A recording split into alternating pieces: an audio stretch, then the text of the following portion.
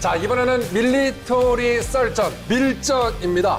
오늘의 밀전 주제는 이 전 세계 군사 강국들이 만든 최강의 장갑차 총집합, 국가대표 장갑차입니다.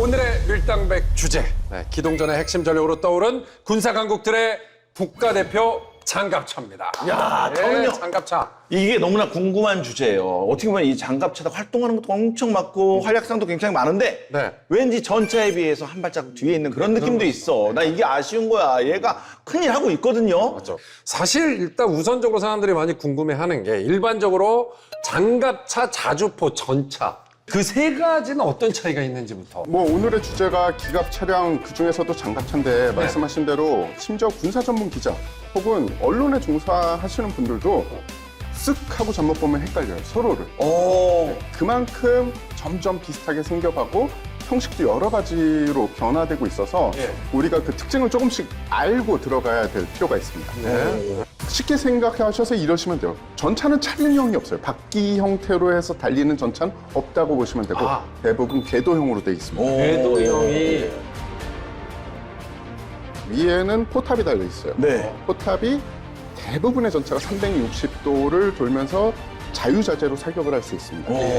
직사로 때리는 무기체계. 총 같은 거군요. 그렇죠. 이러면서 방어력도 우수하고 기동성도 우수하기 때문에 빠른 속도로 진격을 하면서 공세 작전에서는 직사로 적의 주요 타겟을 무력화시키는 무기체계예요. 그 다음에 2번 타자, 장갑차는 어떠냐? 장갑차에도 요새는 전차 같은 포탑을 올린 차량들이 나와요.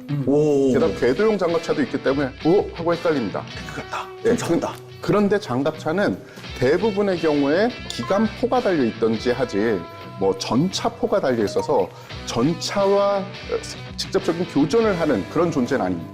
자주포 같은 경우에는 말 그대로 자기 스스로 움직이는 포입니다. 무기체계 발달을 보시면 옛날엔 포가 움직일 필요 없었어요. 자기가 유리한 지점에 포를 설치하고 그 포를 방열시키고 그 적이 원거리에 오면은 원거리부터 근거리까지 포탄을 바꿔끼면서 때리면 됐었어요. 네네네. 근데 이제는 전차로 밀고 들어갔잖아요. 그럼 요새 뭐 최신 자주포 같은 경우에는 40km까지 때릴 수 있다고 해도 전차가 빨리 밀고 들어가면 못 따라가는 거예요. 그러니까 당연히 자주포도 기계화 부대를 뒤따라다니면서 빨리 쏴줘야 되고 그렇죠.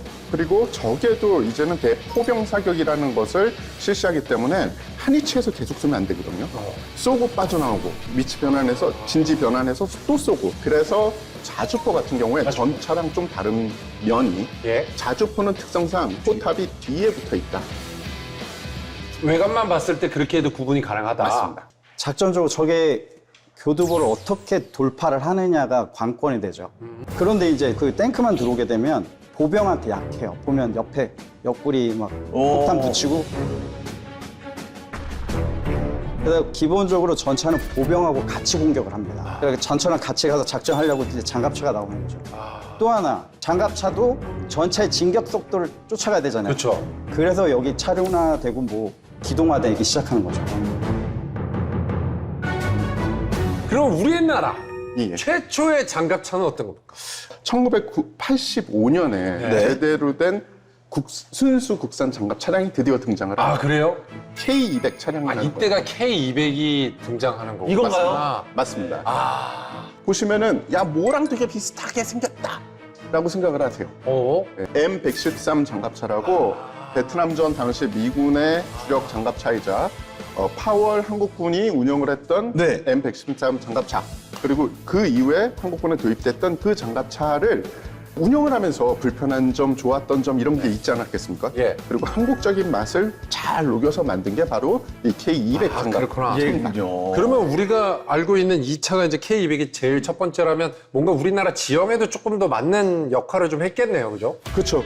일단은 K113을 운영을 해보고 우리나라 지형에 조금 부족한 부분 혹은 유지보수하는데 약간 부족했던 부분을 네. 한국식으로 좀 많이 변환을 했죠. K113보다 오히려 낫다라는 평가를 그래요? 들었고 그리고 해외 판매가 돼서 다른 그 해외 국가가 실전에 투입해서 좋은 평가를 받은 적도 있는 그런 그렇구나. 어떻게 보면 80년대부터 지금 오늘 이 시간까지 우리 국방을 지키고 있는 아주 귀중한 존재입니다. K200을 개발했던 그 경험을 바탕으로 본격적인 전투를 할 수 있는 장갑차를 개발해내요. 바로 K21 IFV. K21. K21. K21. 여기 있네요. 그렇구나. 아니, 진짜 할 얘기가 굉장히 많은 이 맞아요. 장갑차 이야기입니다. 바로 첫 번째는 한국의 레드백 장갑차입니다.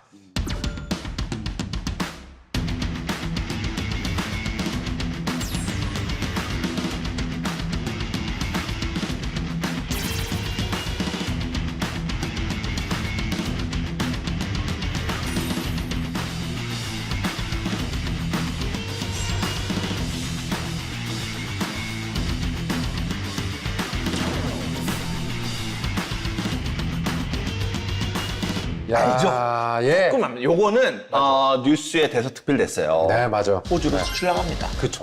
호주로 수출 나가요. 그리고 KFAN에 거의 매일 등장하는 거 바로 이 장갑차 아니겠습니까? 호주 육군의 보병 전투 차량 획득 사업에서 우리 방산 기업의 레드백 장갑차가 최종 선정됐습니다. 3조 원이 넘는 수출 계약을 체결하며 K방산의 저력을 보여줬습니다. 2010년경에 호주에서 기존 장갑차를 교체하는 사업을 진행했어요. 네. 게다가 호주가 나라가 어마무지하게 넓잖아요. 맞아요. 세상에 있는 지형은 호주 안에 다 있다라고 말씀드려도 그러네. 세상에 있는 기후도 다 있다라고 보시면 돼요. 아주 추운 곳, 아주 더운 곳, 아주 습한 곳 모두 다 호주에 있는데 근데 호주에는 인구는 많지 않고 당연히 군대도 그렇게 크지 않습니다. 네, 네. 그렇기 때문에 이들은 자신들의 전투 무기 체계를 그 어떤 곳에도 배치할 수 있는 그런 요소가 있어야 되는 거예요. 네. 즉 엔진도 좋아야 되고 그리고 모든 기후에 적응을 해야 되고 그리고 유지 보수도 쉬워야 됩니다. 그렇기 때문에 최고의 장갑차를 자신들이 운영하고 싶다라는 이 요구 조건은 벌써 나온 거고요. 네. 그 요구 조건 자체가 까다롭기 그지 없었습니다. 그래서 그때 좀 내가 장갑차 좀 만든다 하는 존재들 다 달라붙었어요. 처음에. 다른 나라들도. 그렇지, 예. 그렇지. 거기에 제일 먼저 야 세상 장갑차면 나 아니냐라고 나간 게 바로 독일입니다. 독일이 그래 빠질 수가 없죠, 그렇지. 사실. 맞아요. 그때 당시 한국도 우리도 이제 이 정도면 우리도 한번 나갈 수 있지 K21도 개발해 봤잖아 하고 도전장을 처음에 냈을 때 아유 한국이 장갑차를 이런 정도였어요. 분위기가 그랬습니까? 네, 왜냐하면 2010년이잖아요. 네. 저희가 방산 강국이 된 게 그렇게 오래 안 됐어요. 2010년에는 그냥 괜찮은 물건을 만드는데 에이 좀 사기는 모르겠다. 그 정도. 이 정도였죠. 그래서 그때 당시에 독일하고 한국이랑 장갑차로 승자를 가리면 까다로운 요구 조건이면 독일이 당연히 이길 거야 라고 했습니다. 그래서 미국, 독일, 영국 장갑차 이 전통의 강국들과 한국이 맞붙어서 자신들의 대표적인 장갑차를 가지고 경쟁을 실시를 했고요. 그래서 2023년에 드디어 승자가 밝혀진 계약을 했는데 네. 한국의 하나가 AS21로 영국, 미국, 독일을 다 제끼고 계약에 오이, 소름 돋는다. 진짜, 와. 그래서 2028년까지 계약 조건이 어떻게 되냐? 예. 장갑차 129대를 제작해서 납품을 해라라는 계약에 달성을 했고요. 하나로 환산하면 계약의 총 금액이 3조 정도 된다고 보시면 돼요. 잠깐만, 그러면 3조 나누기 129대 하면 조금 차량 가격이 너무 센데라고 생각할 수 있는데 네, 좀 세게 납니다. 호주는 그런 식으로 하는 게 아니라 그 차량 가격 안에 모든 부속품들 그리고 교육, 운영 이런 금액들이 다 녹아 들어가기 때문에 그래요? 예, 차량 가격은 그 안에 들어가 있는 어느 정도다라고 생각하시면 돼요. 좋습니다.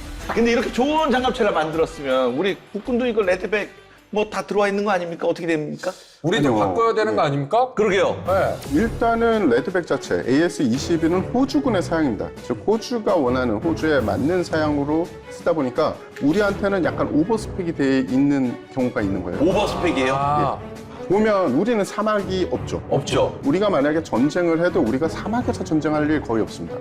그렇기 때문에 일부는 우리한테 필요 없는 그런 옵션이 있는 거예요. 물론 AS21에 들어간 최신 장비들은 우리가 받아와야 될 것들이 좀 있긴 합니다. 네. 근데 그것은 아마도 K21이 순차적으로 개량되면서 좀 더 진화가 될 거고요. 많은 분들이 차라리 AS21 너무 좋아 보이는데 우리도 도입하자라고 하면 반면에 또 하나 생각해야 될 게 언제나 돈입니다. 그렇지. 예산은 한정돼 있는데 좋다고 무조건 사와서 만약에 이 장비를 써먹지 못하면 어느 시기가 되면 이건 도태 장비가 되거든요. 그래서 그런 그 요소를 잘 생각해서 우리가 필요한 것들을 좀 제대로 시기에 맞춰서 가져오는 게 중요하죠. 무조건 최고의 장비가 아니라. 그렇지. 이 기갑 차량 같은 경우는 3박자가 있어요. 트라이앵글을 맞춰야 되는데 화력과 기동성과 방호력도 3박자를 어느 쪽으로 치우치냐에 따라 기계가 많이 바뀌어요. 예. 이건 이제 만드는 회사의 철학이라고 할 수 있는데 그냥 철학이라고만 할 수 있는 게 아니라 그 나라의 군사적 전통이 들어갑니다. 네. 롬멜 장군 옛날에 얘기하셨잖아요. 하셨잖아요. 예, 저희 거기 얘기했습니다. 주력으로 기동성을 엄청 얘기하죠. 기동성에. 그럼 그 차는 기동에 맞춰서 삼각형이 줄어들겠죠. 네. 차체의 무게는 비슷해요. 기동성에서 엔진이나 이런 쪽을 보강을 해놓으면 아무래도 방호력하고 화력이 떨어지겠죠. 그렇게 되죠. 근데 반면 방어전만 수행했던 프랑스 전차들은 네. 방호력하고 화력으로 하려고 해요. 이게 달려봐 그러면 느려. 네. 대신 한 방이 세다. 네, 영국도 약간 비슷한 그런 경향성이 있는데 지금은 이게 삼박자가 골고루 맞춰가는 그걸 가장 잘하는 게 우리나라다. 그래요? 예, 그런데 이제 레드백처럼 안 가는 이유고 우린 그걸 다 맞춰놨거든요. 네. 근데 레드백 호주에서 막 기동하는 것도 중요한데 방호력도 중요하고 날씨도 중요하고 무거워지겠죠. 무거워지면 연료 더 쓰겠죠. 그쵸. 우리가 어디까지 가야 되는데 더 못 가게 되죠. 우리나라에 안 맞는다는. 맞습니다. K21은 현재까지 혹은 조금 전까지는 대한민국 군에서 원하는 보병 전투 차량의 맞춤형이었어요. 러우전 이후에 시대가 정말 숨가쁘게 변하잖아요. 네. 이제 K21의 개량형들이 점점 나올 때가 됐죠. 좀 더 생존성도 늘리고 공격력도 늘린 것들이 나올 때가 됐고 다른 장갑차는 없느냐? 있습니다. 한국도 사실 투트랙이에요 지금. 궤도형 가고 있고요. 차량형으로 가고 있습니다. 아, 그렇군요. 이게 바로 K808과 K806이라는 장갑차입니다. 예. 신형 장갑차고요. 뭐 지금 전력화 돼 있고 네. 열심히 사용이 되고 있는 장갑차인데요. 최고 시속이 100km입니다. 엄청 빠르네요. 방호력도 높고요. 그리고 전천후 주행 성능도 뛰어납니다. 일단 이름이 두 개가 있잖아요. 806과 808이 있잖아요. 네. 그 차이에 대해서 지금 말씀을 드리겠습니다. 예. 힌트는 뒤에 숫자예요. 6과 8입니다. 정답! 예. 6은 바퀴가 6개, 8은 8개. 그렇구나. 오. 역시 전문가. 네. 그럼 왜 두 가지로 만들었느냐? 바퀴가 많으면 뭐 무조건 그렇진 않지만 가격이 올라가요. 그렇겠지. 예, 그리고 바퀴가 많다는 것은 또 다른 뜻이 있는 겁니다. 그래서 806 같은 경우에는 도하가 필요하지 않거나 아니면은 정말 강력한 적과의 직접적인 교전이 없을 그런 확률이 높은 곳. 그러니까 후방부대들의 네. 시가지 지역 작전에 좀 특화돼서 만들어졌어요. 그렇기 때문에 바퀴가 6개의 도하 능력이 없습니다. 반면에 808 같은 경우에는 등세적인 작전 그리고 전방 지역에서 사용을 하는 것을 네. 염두에 뒀기 때문에 네. 바퀴도 8개인데다가 도하 능력이 있습니다.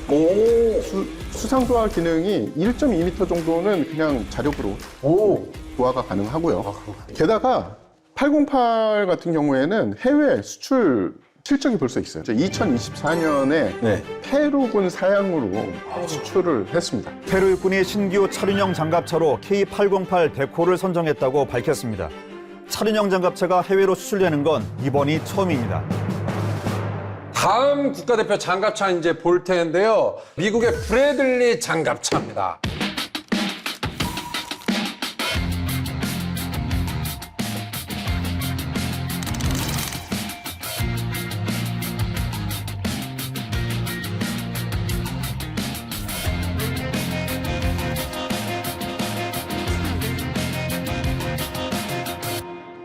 역시 뭐 미국이 빠질 수 없고요. 한 번쯤은 들어봤을 만한 이 브래들리 장갑차.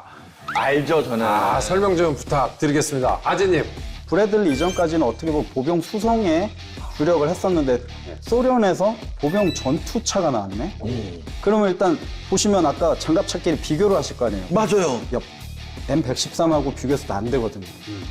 왜냐면 장갑을 덧댄 차량하고 전차랑 싸우려고 만든 BMP가 나왔어요. 뭐 공격력부터가 너무 차이 나죠. 아까 그 미사일 같은 거 주포고 다 달고 있고요. 네. 그리고 소련이 재밌는 게 군사 전략, 군사 작전 자체가 기갑부대 교리를 가지고 있기 때문에 이 기갑부대와 함께 보병이 같이 전투를 해줘야 되고 적의 기갑부대를 나의 보병이 상대를 할 수도 있어야 되니까 배엠빼라는 개념이 나오죠. 그래서 미군이 깜짝 놀랍니다. 우리도 뭔가를 해야 되겠다. 배엠빼 능력이 그렇게 뛰어나진 않거든요.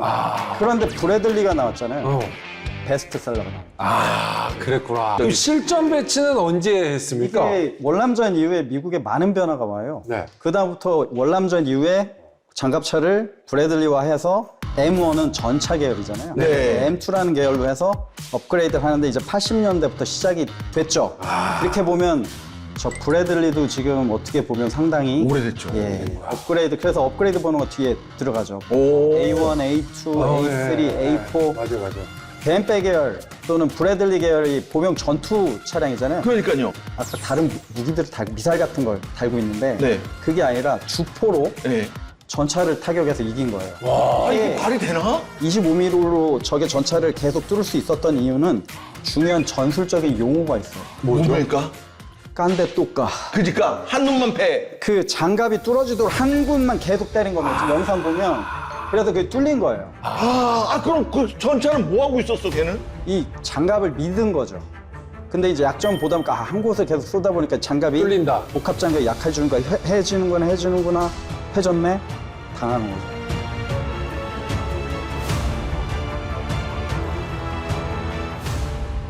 이제 다음 국가대표 장갑차를 만나보도록 하겠습니다. 이번에는요.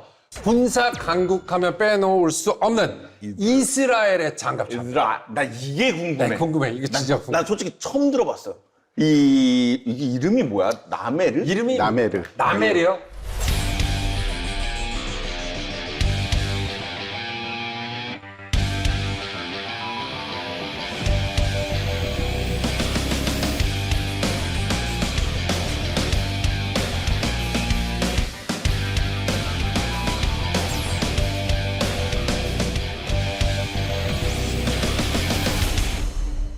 그래서 이름도 조금 되게 좀 이스라엘스럽잖아요. 메르카바라는 알고 전차에 있습니다. 대해서 메르카바? 네, 메르카바 전차 알고 메르카바가 있는데 얘는 엔진이 앞에 있어요. 그렇죠. 뒤에 있는 게 아니라. 사람 살린다고. 메르카바가 만들어진 설계 사상 자체가 네. 이스라엘은 국토도 작고 인구도 적어요. 그렇기 때문에 장비보다는 오히려 탑승한 인원들이 손상되는 걸 더 두려워합니다. 그렇지. 게다가 이게 총력 방어를 하는 국가이기 때문에 인원들이 많이 전쟁이나 아니면은 분쟁에서 손상이 되면은 여론이 극히 나빠지죠. 그래서 그냥 극으로 가자. 방어력 제일 좋은 거 우리 기갑 차량 중에 뭐야? 했더니 메르카바가 나온 거예요. 그래 그러면은 메르카바를 개조해서 거기다 병력을 태우면 좀 덜 다칠 거 아니야. 그래서 병력 수송에 필요 없는 건 다 떼. 포탑을 날린 거죠. 그럼 보병 수용에 진짜 완전히 예, 진심. 제일 잘 돼 있는 거네. 안 그래도 극강의 방어력을 자랑하던 메르카바에서 보병 수송을 할 수 있게 최적화시켜놨으니 나메르가 처음 나왔을 때는 어느 정도였겠습니까? 그러니까. 그러니까 정말 최강의 보병 수송용 차량이다. 하지만 그러면서 희생한 것들은 있어요. 너무 보병을 운송하는 데 중점을 뒀다 보니까 전투를 하는 데 관련된 장비들을 많이 그렇죠. 띄워버린 거죠. 뛰어버려야 돼. 말씀드렸죠. 방어력, 삼각형 중에 방어력을 올리니까 딴 게 줄어드는. 줄어들었네. 그러면은 기동력이 떨어질 거고. 그렇죠. 그렇죠. 화력도 줄고. 화력도 줄고. 그래서 그런 단점이 있지만 이 하도 방어력이 좋으니까 하마스나 헤즈볼라가 사격을 하는 RPG 정도, 그러니까 대전차와의 사격은 그냥 막아낼 수 있었던 뚫리지 거예요. 않아. 게다가 헐크네. 이스라엘 같은 경우에는 우리와 다르게 공세적인 전쟁을 많이 진행을 합니다. 즉 자기네 영토에서 머물지 않고 적의 영토 깊숙이 진격을 하죠. 네. 그러면 자신의 부대 말고는 다 적인 상황이 벌어져요. 그러네. 사방이 적이네. 그럴 때 장갑 차량 밖으로 나갈 수가 있겠습니까? 못 나가죠. 못 나가죠. 웬만한 거 안에서 다 떼워야 되잖아요. 그래서 장갑차 최초로 내부에 간이 화장실이 생겼습니다. 헐, 화장실 있죠. 화장실이요? 장갑차 안에 화장실이 있어요? 화장실이 있구나. 많은 사람들이 아니다, 이거 낭설이다, 앰뷸런스형만 있다, 뭐 이런 식으로 이야기가 나왔는데 이 뒤에 독일의 또 차량 중에 화장실이 생긴 차량이 있어요. 복서 차량이라는 차량이 있거든요. 그 차량의 화장실을 보고 아, 이 방식대로 이스라엘이 했겠구나라고 생각을 하게 돼요. 아, 그 내부는 이제 공개를 안 하니까 저희가 그렇죠. 할 수가 없군요. 아니 장갑차가 뭐 다른 점들이 있을까 싶었는데 계속 들어보니까 역시 나라의 환경에 따라서 맞아요. 네, 확실히 다르다라는 걸 다시 한번 느끼게 됩니다. 재밌다. 자, 그럼 다음 국가대표 장갑차 보겠습니다. 자, 다음은 스웨덴의 CV90 장갑차입니다.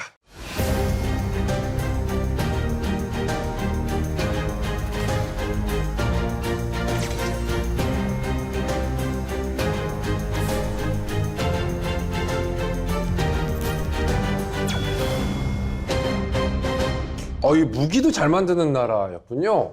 근데 그 문화를 조금 보시면 재밌는 게 얘네 스웨덴 옛날 전차도 보면 포탑이 없는 전차가 있었어요. S형 전차. 자, 역시. 왜냐면 문화가 달라요. 이 포탑이 없지만 잘 숨어서 한 방을 노리는 또 이런 게 있거든요. 네. 왜냐면 그 스웨덴이라는 게 울창한 산림 지역이고 하다 보니까. 근데 이제 장갑차는 좀 다른 모습으로 가긴 하는데 그래도 보시면 디자인이 되게 심플해요. 그러니까요. 예. 멋있게 깔끔해요, 이게 그냥. 깔끔하게 약간 그 복잡하지 않아. 이 땡땡 가구도 보면 커스터마이징 되잖아요. 북유럽의 감성을 닮은. 아, 북유럽 스타일. 아, 인테리어 북유럽 스타일 많이 하던데 그 감성인가? 그 아무튼 이게 스웨덴에서 이상하다. 이렇게 만들었구나. 되게 깔끔한데. 네. 이제 좀 달라지는 게 옛날 전차는 포탑도 없었는데 이제 이 CV90이 포탑을 보시면 40mm가 차라리 이게 더 전차 같네. 예, 이제 포탑이 화력이 세지기 시작했죠. 그리고 방어력하고 이 삼박자가 아까 제가 말씀드린 삼각형이 방어력, 공격력, 그리고 기동력이 세계에서 지금 전문가들이 보기에는 가장 밸런스가 잘 맞아 있다. 얘가 왜냐면 커스터마이징을 잘 하기 때문에 그거를 모듈화해서 여기저기 나라에 맞게 구성을 잘 해줄 수가 있는 거죠. 그러다 보니 수출도 많이 됐고 아, 그래요? 그리고 이 스웨덴이 은근히 방산 쪽에서 세계 한 12, 13위권을 꾸준히 하고 있거든요. 여기서 참 강한 나라군요. 네. 그래서 수출이 어느 정도 됐냐? 무려 14개국에 1,200여 대의 차량이 수출이 돼서 운영 중이에요. 예. 그리고 지금 40mm포를 장착을 했다라고 이야기를 드렸잖아요. 스웨덴이라는 나라의 이 환경과 우리나라의 환경이 약간 비슷한 면도 있어요. 아, 그래요? 스웨덴도 어느 나라를 침공한 나라는 아니에요. 방어만 했죠. 근데 그 나라에서 40mm 주포로 올린 전투 차량을 채택을 했고 우리도 비슷한 것 같아요. 예. 그래서 비슷한 사상으로 차량을 만들었는데 처음에 개발을 언제 시작했냐면 1980년대 개발을 했습니다. 그러니까 1970년대 모든 기술과 80년대 기술을 집약을 해서 1990년대에 전력화를 시켰으니까 지금 기준으로 보면은 약간 시대에 떨어진 그런 네. 부분도 없진 않아요. 네. 그래서 그런 초기형 차량이나 이런 차량들이 우러 전쟁에 제공이 되면서 격파된 그런 영상이나 사진을 보고 사람들이 CV90 다 됐네, CV90 그렇죠. 별거 아니야라고 이야기를 하는데 아닙니다. 왜냐하면 CV90도 계속 진화를 하고 있고 그리고 이 장갑 차량이라는 것은 차량 자체의 성능보다 어떤 지역의 어떤 작전에 누가 운영을 했느냐가 그렇죠. 굉장히 중요한 요소죠.